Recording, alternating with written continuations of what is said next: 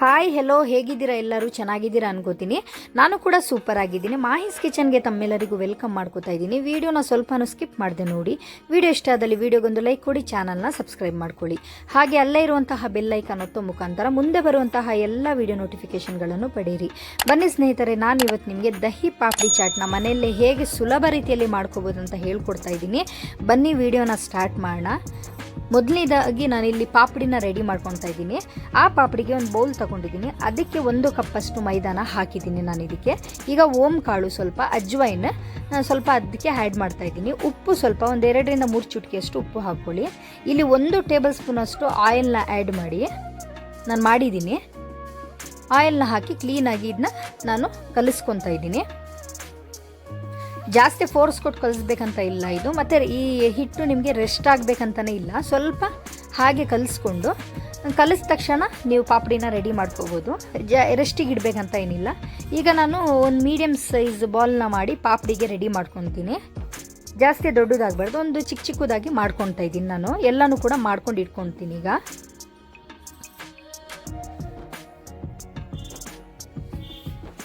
ಈ ಥರ ಎಲ್ಲ ಮಾಡ್ಕೊಂಡು ಇಟ್ಕೊಂಡಿದ್ದೀನಿ. ಈಗ ಇದನ್ನ ಒಂದೊಂದೇ ನಾನು ಚಿಕ್ಕ ಚಿಕ್ಕದಾಗಿ ಲಟ್ಟಿಸ್ಕೊತಾ ಇದ್ದೀನಿ.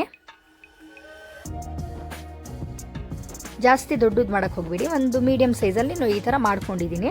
ಇದು ನೀವು ಬೇರೆ ಬೇರೆ ಇಡಬೇಡಿ, ಒಂದ್ರ ಮೇಲೆ ಒಂದು ಹಾಕ್ತಾ ಹೋಗ್ತಾ ಇದ್ದೀನಿ ನಾನು. ಏನಕ್ಕಂತ ಮುಂದೆ ನಿಮಗೆ ಗೊತ್ತಾಗುತ್ತೆ. ಒಂದ್ರ ಮೇಲೆ ಒಂದು ಹಾಕ್ಕೊಂಡು ಹೋಗ್ತಾ ಇದ್ದೀನಿ. ಯಾವುದೇ ಮೈದಾ ಆಗಲಿ ಏನು ಆಯಿಲ್ ಹಾಗೆ ಹಚ್ಚಿ ನಾನು ಮೇಲೆ ಹಾಕ್ತಾ ಇಲ್ಲ, ಡೈರೆಕ್ಟಾಗಿ ಹಾಕ್ತಾ ಇದ್ದೀನಿ. ಆರಾಮಾಗಿ ಅದು ಬರುತ್ತೆ. ಈಗ ಒಂದು ಮುಳ್ಳಿಂದು ಸ್ಪೂನ್ ತಗೊಂಡು ನಾನು ಸ್ವಲ್ಪ ಹೋಲ್ ಮಾಡ್ಕೊತಾ ಇದ್ದೀನಿ. ಒಂದು 4 ರಿಂದ 5 ಹೋಲ್ನ ನಾನಲ್ಲಿ ಮಾಡ್ತಾ ಇದ್ದೀನಿ ಈ ಥರ. ಈಗ ಒಂದು ಪ್ಯಾನ್ ಇಟ್ಕೊಂಡಿದ್ದೀನಿ. ಆ ಪ್ಯಾನಿಗೆ ನಾನು ಆಯಿಲ್ನ ಹಾಕೋತೀನಿ ಫ್ರೈ ಮಾಡೋಕ್ಕೋಸ್ಕರ ಪಾಪಡಿನ. ಆಯಿಲ್ ಜಾಸ್ತಿ ಬಿಸಿ ಆಗಬಾರ್ದು, ಒಂದು ಮೀಡಿಯಮ್ ಬಿಸಿ ಆದರೆ ಸಾಕು. ಈ ಥರ ಈಗ ಆಯಿಲ್ ಬಿಸಿ ಆಗಿದೆ. ಈಗ ನಾನು ಏನು ಸೆಟ್ಟೆ ನಾನು ಒಂದ್ರ ಮೇಲೆ ಒಂದು ಹಾಕಿದ್ದೆ, ಅದನ್ನ ಇದಕ್ಕೆ ಹಾಕ್ತಾಯಿದ್ದೀನಿ. ಯಾಕಂದರೆ ಈಗ ಎಣ್ಣೆಲಿ ಹಾಕಿದ ತಕ್ಷಣ ಅದು ಆರಾಮಾಗಿ ಬೇರೆ ಬೇರೆ ಆಗುತ್ತೆ. ಹೋಲ್ ಮಾಡಿರೋದ್ರಿಂದ ಪಾಪಡಿ ಊದಲ್ಲ, ಪೂರಿ ಥರ ಆರಾಮಾಗಿ ಪಾಪಡಿ ಶೇಪಲ್ಲೇ ಬರುತ್ತೆ. ಈ ಥರ ಕ್ಲೀನಾಗಿ ಒಂದು ಗೋಲ್ಡನ್ ಬ್ರೌನ್ ಕಲರ್ ಬರೋ ತನಕ ಫ್ರೈ ಮಾಡ್ಕೊತೀನಿ ನಾನಿಲ್ಲಿ. ನೋಡಿ, ಈ ಥರ ನೋಡ್ತಾ ಇರ್ಬೋದು ಹೇಗೆ ಅದು ಬೇರೆ ಬೇರೆ ಆಗ್ತಾ ಇದೆ ಅಂತ. ಹಾಗಾಗಿ ನಾನು ಒಂದ್ರ ಮೇಲೊಂದು ಹಾಕ್ಕೊಳ್ಳಿ ಅಂತ ಹೇಳಿದ್ದು. ಈ ಥರ ಇದನ್ನ ನಾನೀಗ ಸ್ವಲ್ಪ ಕಲರ್ ಬರೋ ತನಕ ಫ್ರೈ ಮಾಡಿ ತೆಗೆದಿಟ್ಕೊತೀನಿ. ನೋಡಿ, ಕಲರ್ ಬಂದಿದೆ, ಕಾಣಿಸ್ತಾ ಇರ್ಬೋದು. ಈಗ ನಾನು ತೆಗಿತಾ ಇದ್ದೀನಿ. ಇದೇ ರೀತಿ ಎಲ್ಲನೂ ಕೂಡ ಹಾಕಿ ನಾನು ಫ್ರೈ ಮಾಡ್ಕೊತೀನಿ.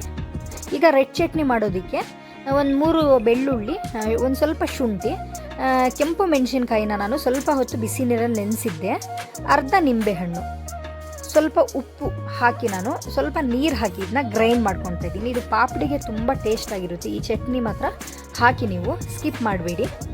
ನೋಡಿ, ಈ ಥರ ಫೈನ್ ಪೇಸ್ಟ್ ಮಾಡಿ ನಾನು ತೆಗೆದಿಟ್ಕೊತಾ ಇದ್ದೀನಿ.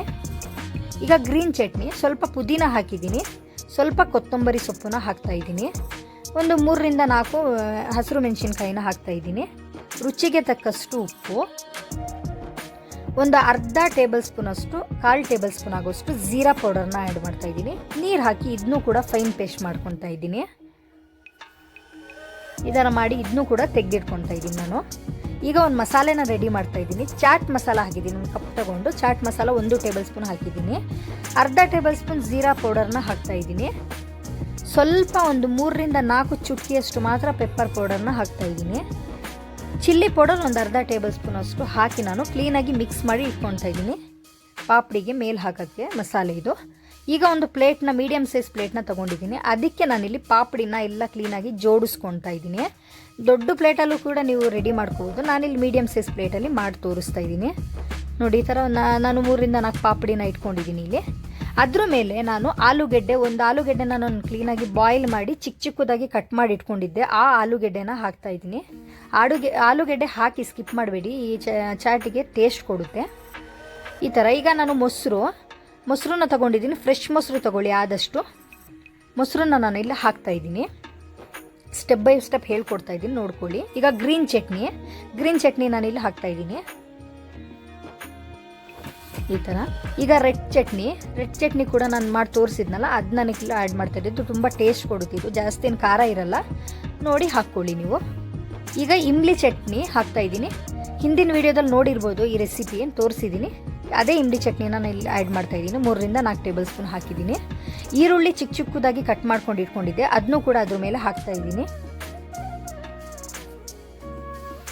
ಈಗ ಟೊಮ್ಯಾಟೊ ಚಿಕ್ಕ ಚಿಕ್ಕದಾಗಿ ಟೊಮ್ಯಾಟೊ ಕೂಡ ನಾನು ಕಟ್ ಮಾಡ್ಕೊಂಡಿದ್ದೆ, ಅದನ್ನ ಕೂಡ ಇಲ್ಲಿ ಹಾಕ್ತಾಯಿದ್ದೀನಿ.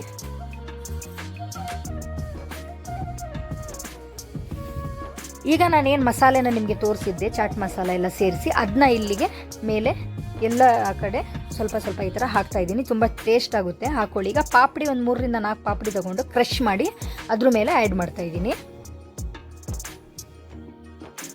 ಈಗ ಮತ್ತೆ ಒಂದು ಸ್ವಲ್ಪ ಮೊಸರನ್ನ ಹಾಕ್ತಾಯಿದ್ದೀನಿ. ಇದು ಸೆಕೆಂಡ್ ರೌಂಡಲ್ಲಿ ಮತ್ತೆ ಹಾಕ್ತಾಯಿದ್ದೀನಿ ನಾನು ಸ್ವಲ್ಪ ಗ್ರೀನ್ ಚಟ್ನಿ, ಸ್ವಲ್ಪ ರೆಡ್ ಚಟ್ನಿ ಅದ್ರ ಮೇಲೆ, ಮತ್ತು ಇಮ್ಲಿ ಚಟ್ನಿ ಕೂಡ ನಾನಿಲ್ಲಿ 1-2 ಟೇಬಲ್ ಸ್ಪೂನ್ ಆಗೋಷ್ಟು ಆ್ಯಡ್ ಮಾಡ್ತೀನಿ.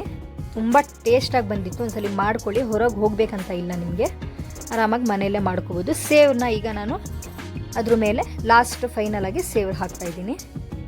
ನೋಡಿ, ಇದಾಗಿದೆ. ನೋಡೋಕೆ ಎಷ್ಟು ಚೆನ್ನಾಗಿದೆ, ಟೇಸ್ಟು ಕೂಡ ಅಷ್ಟೇ ಚೆನ್ನಾಗಿತ್ತು. ವಿಡಿಯೋ ಇಷ್ಟ ಆಗಿದೆ ಅನ್ಕೋತೀನಿ. ವಿಡಿಯೋ ಇಷ್ಟ ಆಗಿದ್ರೆ ಪ್ಲೀಸ್ ವಿಡಿಯೋಗೊಂದು ಲೈಕ್ ಕೊಡಿ. ಇನ್ನೂ ಯಾರು ನನ್ನ ಚಾನಲ್ನ ಸಬ್ಸ್ಕ್ರೈಬ್ ಮಾಡದೆ ನೋಡ್ತಾ ಇದ್ದೀರಾ, ದಯವಿಟ್ಟು ಸಬ್ಸ್ಕ್ರೈಬ್ ಮಾಡಿ ಅಂತ ಹೇಳ್ತಾ ಮುಂದೆ ಹೊಸ ಹೊಸ ರೆಸಿಪಿಯೊಂದಿಗೆ ಮತ್ತೆ ಭೇಟಿ ಆಗ್ತೀನಿ. ಅಲ್ಲಿವರೆಗೂ ಕಾಯ್ತಾ ಇರಿ. Thank you.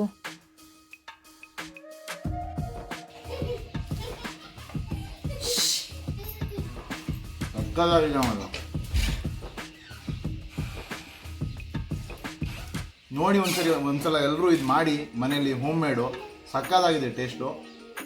ಇನ್ನು ಮಾಡಿದರೆ ಈಗ ನೀವೊಂದು ವೀಕ್ಲಿ 1 ಟೈಮು ಮಕ್ಕಳಿಗೆ ಅವರಿಗೆಲ್ಲ ರಜಾ ಇರುವಾಗ ಒಂದು ಸಂಡೇ ಗಿಂಡೆ ಎಲ್ಲ ಮಾಡಿ ತಿನ್ನಿಸಿದ್ರೆ ಖುಷಿ ಆಗ್ತಾರೆ ಮಕ್ಕಳು.